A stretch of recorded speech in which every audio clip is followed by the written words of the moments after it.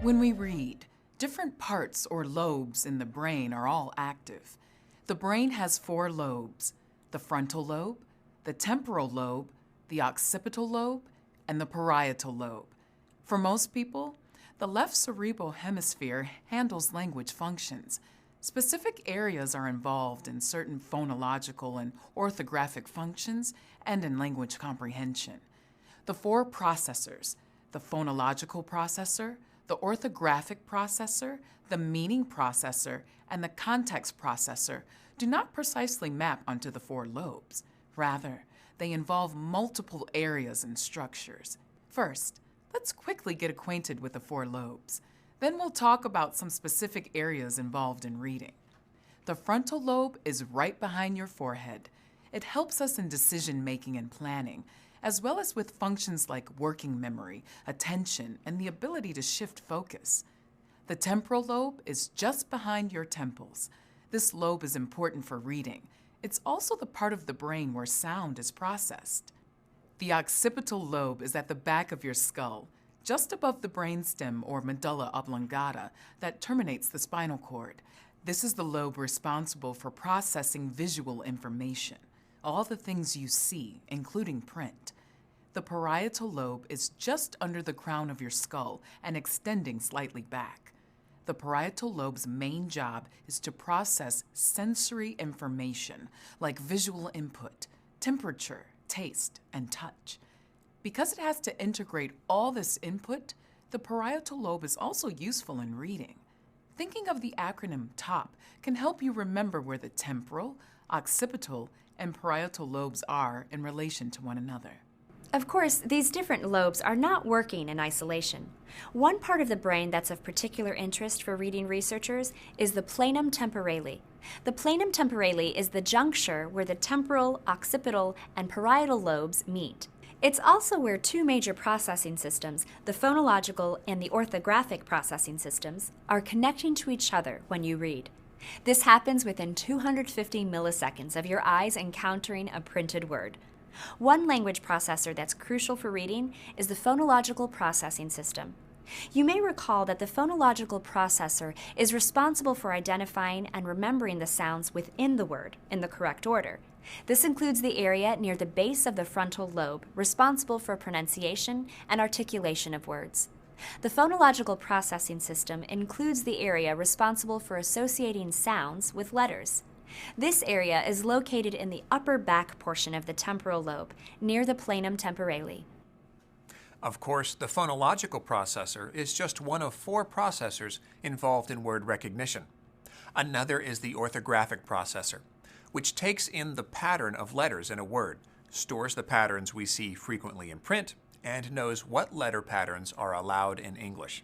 In essence, once our eyes light upon a word, the orthographic processor handles other visual aspects of reading.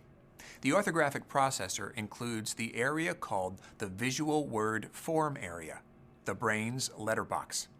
Located in the left hemisphere, this area specializes in visually processing words, and nothing else. It does not handle any other kind of visual input. This narrow specialization in a single task is necessary. Word recognition depends heavily on matching written symbols with spoken language and, eventually, connecting those sound patterns with meaning. Our understanding of how different parts of the brain work together when we read a word has been greatly expanded by the research of world-renowned French cognitive neuroscientist Stanislas Dehaene. Dehaene has spent years using brain imaging techniques to map what the brain does when we read a word. Here is a simulation of what he has discovered about brain activation during reading. As you can see, the word unfolds from the back to the front of the brain, affecting several parts of the brain almost simultaneously. Dehaene's brain imaging has revealed that reading starts in the visual area of the brain, but then very quickly moves into the recently discovered visual word form area, or the brain's letterbox. This is the place where we store the visual recognition of letters. The word then quickly connects into 2 other areas in the brain, one controlling the meaning of the word and one the sounds of the spoken word. These areas all function together as networks, to help us process a word visually, auditorially, and semantically. Given the critical importance of the brain's letterbox, it is clear why DeHaan concludes that systematic teaching of letter-sound correspondences seems to work better than the whole word approach to teaching You've reading. learned a little about what is happening in specific areas of the brain during reading, but there's so much more to know. As you delve deeper into the academic study of literacy, you'll encounter multiple graphics and models commonly used in this field. These graphics are based on a convergence of evidence from research. Because the process of reading is so complex, no single model captures all we know about it. Instead, we rely upon several models carefully developed by researchers. In the previous activity, you revisited the simple view of reading, or SVR model, which tells us that reading comprehension is the product of word recognition and language comprehension. When we consider the SVR model in light of what we know about brain activity during reading, we can see that there is no single reading center in the brain. Instead, multiple areas of the brain must be activated for both word recognition and language comprehension to occur and make reading comprehension possible. As we continue to think about how the simple view of reading connects to researchers' understanding of the reading brain, we're going to zero in on the first variable in the equation, word recognition. When we see a word on a page, how exactly does the brain get that word off the page?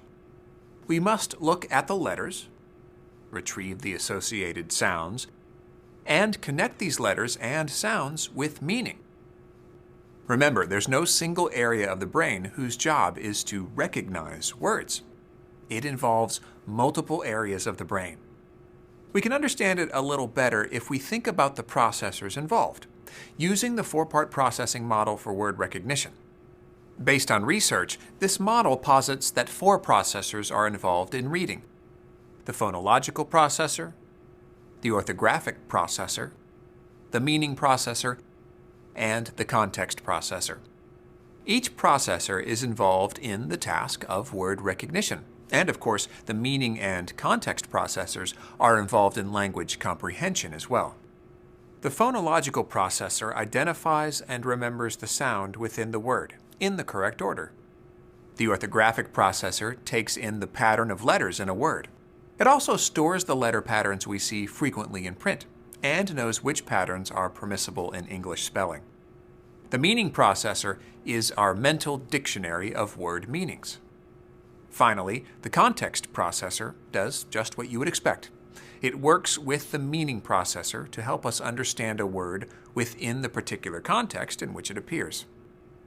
You might be wondering how this four-part processing model can inform your teaching practice. To begin with, the four-part processing model is valuable because it reminds us that good reading instruction must be comprehensive, holistic, and differentiated. For all students, instruction should aim to educate all of the processing systems and enable them to work together. Recognition and rapid processing of sounds, letter patterns, and morphemes, as well as word meanings, language comprehension, and background knowledge are all important components of skilled reading. What's more, this model helps us understand why we always need to differentiate instruction. Students may have difficulties in any one of the four processors, or they may not respond well to a particular type of instruction aimed at educating one of these processors. Teachers constantly need to adapt instructional practices to students' needs. We'll examine in depth the role each processor plays in recognizing a single word, switch. Very easy at all, is it? It's quite complex, often overwhelming. Fortunately, we can benefit from the ways experts have broken down the processes involved in comprehension to make them simpler to understand. In fact, we can think about reading in a way we call the simple view of reading. The simple view of reading is based on a formula outlined by researchers Goff and Tunmer. It's actually not quite so simple, but it gives us insight into why some students really struggle in reading, what we can do about it in our instruction, and what we need for assessments. The simple view of reading looks like this. Reading comprehension is the product of word recognition and language comprehension. What exactly does this formula mean? Let's start with word recognition. You may think of this as decoding skills, and that's certainly a part of word recognition. But it's not just decoding. The ability to rapidly and accurately retrieve decoded words from memory is essential for the development of reading comprehension. Readers with strong word recognition skills can put their efforts into understanding the meaning of what they read, rather than the identification of words. The second part of the equation is language comprehension. By that, Goff and Tunmer specifically meant oral language comprehension. How well does the student understand spoken language? This includes individual vocabulary words, phrases, clauses, and sentences. It includes the ability to follow oral stories, understand conversations that present information, and make sense of figurative language. All of these skills are part of understanding oral language. Now, since the simple view of reading is a formula, let's think about it mathematically. Remember, reading comprehension is the product of word recognition and oral language comprehension. The X in the formula means times, or the product of. It's not addition and it's not subtraction, it's multiplication. This means if a student is very weak in either word recognition or oral language comprehension, reading comprehension will suffer. As we work with this formula, think of your students. Ask whether the formula might explain any particular student's struggles. Suppose you have a student with very poor decoding skills, but rich oral language development. We can assign a value of 0 for word recognition and 1 for language comprehension. 0 times 1 is 0. Although the student's oral language is rich, word recognition problems will drastically limit comprehension. On the other hand, suppose you have a student with great decoding skills who struggles with oral language comprehension, as we sometimes see with kids on the autism spectrum. Again, 1 times 0 is 0. Of course, a complex task like reading doesn't truly break down into ones and zeros. But Goff and Tumner's simple view of reading, or SVR, illustrates how we need both factors, word recognition times oral language comprehension, to understand what we read. Your goal as teachers is to make sure your students have both factors in place so you can get the desired product, great reading comprehension. Taking a look at the formula helps you to know where to concentrate your efforts and interventions. Consider again the struggling student you thought of earlier. Do you think he or she may be weak in word recognition or language comprehension, or both? We will spend more time learning about the specific weaknesses associated with each domain. This is the first of several models we'll share with you that will guide the sub-skills involved in word recognition. Remember, word recognition is the accurate and fast retrieval of decoded word forms. The different strands of word recognition represent the sub-skills a child needs to master to achieve fluency and automaticity in reading. The first fundamental skill a child needs is phonological awareness, or awareness of the sounds that make up words. The child needs to be able to hear and distinguish between the various sounds that make up spoken language, because these sounds, in turn, are represented by the symbols of written language. To make the connection between speech and written language, a child also needs decoding skills. Decoding is the ability to process alphabetic symbols, connecting visual representations of letters to their associated sounds. Making these connections between letters and sounds allows the reader to decode writing, translating symbols into the spoken language they represent. With time and practice, the reading brain learns to map print to sound with less effort. The spellings, pronunciations, and meanings of words become bonded with one another and fixed in memory. This skill is referred to as sight word recognition. A student's sight vocabulary is the pool of words that are instantly and effortlessly recognized, whether they are spelled regularly or irregularly. Now let's examine the different strands involved in language comprehension, listening comprehension, and how language works. Background knowledge refers to related information of any kind that a reader has available to apply during reading. These can be known ideas, facts, historical and cultural knowledge, and so on. Background knowledge depends upon the early educational and life experiences we provide to children. Literacy development also depends on vocabulary. Research tells us that children understand spoken language long before they can reproduce it. In earliest childhood, we begin to compile a lexicon or mental dictionary of spoken words that will support reading later on. As we begin to learn and store an oral vocabulary, we are also learning and storing language structures. We learn semantics and syntax, how sentences are put together. From the very first time we hear a sentence spoken, the brain is storing knowledge of language structures and continually adding to this knowledge.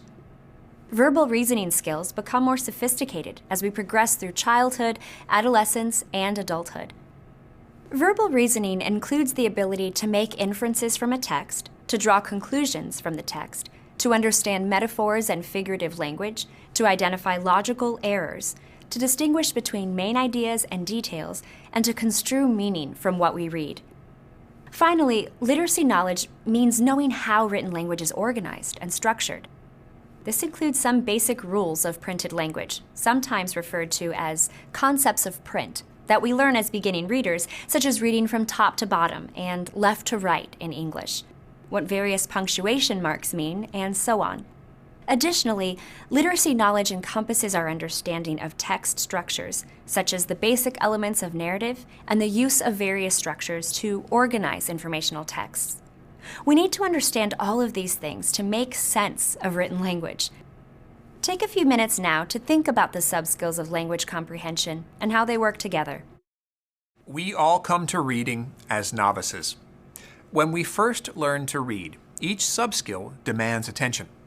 These skills include recognizing letters, identifying the sounds in words and associating these sounds with those letters, and connecting words with their meanings. Reading is hard work.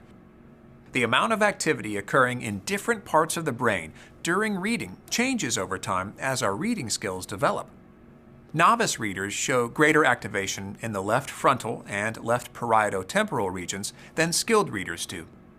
This is because they must dismantle and recombine words step by step, sound by sound. They are slowly, consciously learning to connect speech sounds with visual symbols.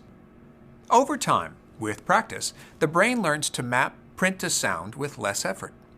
Spellings, pronunciations, and meanings of words are fixed in memory. The visual word form area, or the brain's letterbox, becomes more and more involved in reading as we store more and more images of familiar letter patterns and words.